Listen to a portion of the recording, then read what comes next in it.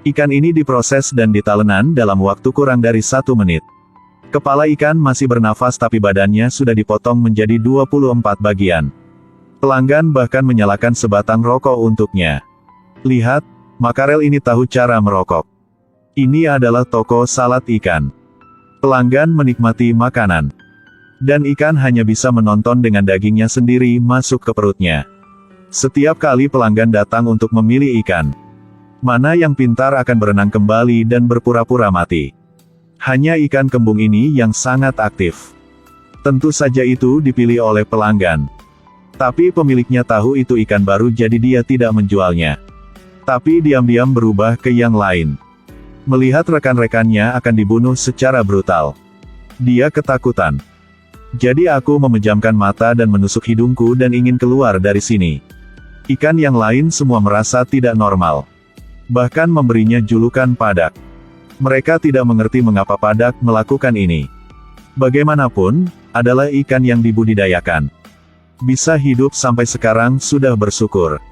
Mereka tidak tahu bahwa padak berasal dari laut besar. Ia memiliki keinginan yang kuat untuk kebebasan. Setiap malam, semua berbaris untuk menjemput bos mereka. Satu halibut bersembunyi di bawah lubang drainase keluar. Sepertinya memiliki mulut yang terdistorsi. Mata ganas. Melihat padak bergoyang-goyang gak mau diam. Dia kemudian menamparkan padak 1 kali. Kemudian dia menggunakan aturannya untuk mengajari padak bertahan hidup di tempat ini. Padak pingsan dengan tamparan membuat ikan yang lain sangat senang. Lagi pula, berpura-pura mati masih merupakan aturan implisit. Ketika padak bangun, hari sudah pagi. Pemiliknya melemparkan ikan yang sekarat ke dalam akuarium. Ini adalah makanan mereka. Lihatlah mata lapar sesama. Padak merasa sangat takut. Ikan itu masih meminta bantuan. Dia ditarik ke saluran pembuangan. Harus digunakan oleh bos flounder terlebih dahulu. Ketika kembali ke akuarium, ia sudah hilang 2 mata. Darah langsung berceceran. Merangsang nafsu makan ikan lain. Mereka bergegas untuk merobek. Hanya padak yang berdiri diam. Dia tidak dapat menerima kanibalisme untuk bertahan hidup. Padak kemudian melemparkan dirinya keluar dari air dengan sekuat tenaga. Jadi dia melompat keluar dari tangki ikan. Semua ikan tersentak kaget. Padak terus melompat ke tanah. Dia melihat laut besar tepat di depan matanya. Tapi jarak pendek itu sangat jauh untuk itu. Pada akhirnya bos masih tahu. Kemudian mengambilnya dan melemparkannya kembali ke tangki ikan. Sekarang padak kelelahan dan kelelahan. Tapi pelarian ini telah mencapai dasar hati ikan mas. Dia juga rindu untuk pergi ke laut besar. Tapi flounder besar pernah memberitahu mereka. Laut sangat berbahaya. Lebih aman di akuarium. Padak langsung bilang bohong. Malam ke padak dan ikan mas mencari cara untuk melarikan diri. Adegan ini dilihat oleh flounder. Rasanya kekuatannya ditantang. Lalu menyerang padak dengan ganas. Karena sudah tua, jadi tubuhnya tidak gesit. Menusuk diri sendiri dengan mimisan. Lihat mata para bawahan yang panik. Si flounder sangat dipermalukan hingga merangkak ke saluran pembuangan. Suatu hari bos mencuci tangki ikan. Ikan diambil di mangkuk air. Ini adalah kesempatan melarikan diri yang bagus. Padak tidak ragu untuk melompat keluar. Maka ikan mas juga mengikutinya. Ketika mereka akan melompat ke laut. Kemudian seseorang turun dari mobil dan menginjak ekor ikan mas. Kemudian bos juga mengetahui bahwa ikan itu telah melarikan diri. Padak hanya 1 langkah dari laut. Tapi lihat ikan mas yang tertangkap. Dia tidak ingin meninggalkan rekan satu timnya jadi dia menyerah. Mereka dilemparkan ke tangki ikan lagi. Padak lapar dan tersesat.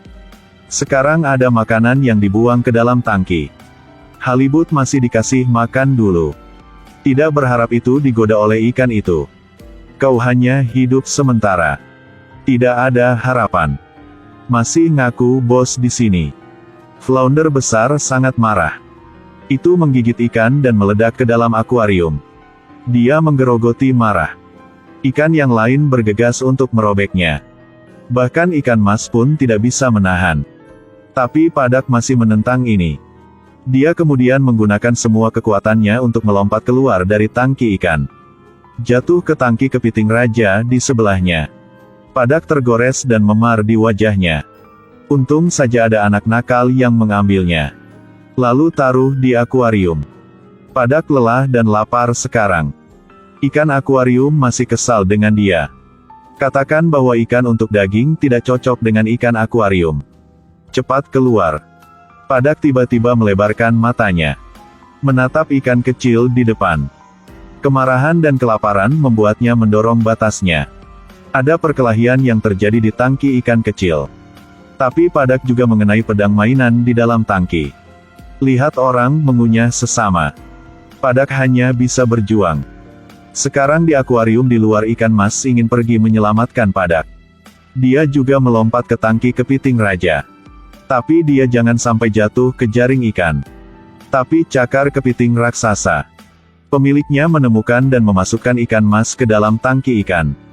Hanya memiliki satu nafas tersisa. Belut sial segera membuka mulutnya untuk menggigit. Tapi flounder besar tidak tahan dengan pemandangan ini. Dia mendapatkan kembali ikan mas di mulut belut. Dan letakkan di bawahnya untuk melindungi. Pada saat ini, Padak juga dilemparkan kembali ke tangki ikan. Melihat adegan ini pada waktu yang tepat, jadi dia salah memahami flounder. Dia sangat memilukan, marah, mengejar flounder di akuarium. Ingin membalas dendam untuk ikan mas.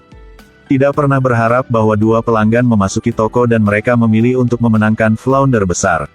Dia berbaring di talenan. Lihat teman dibawa pergi.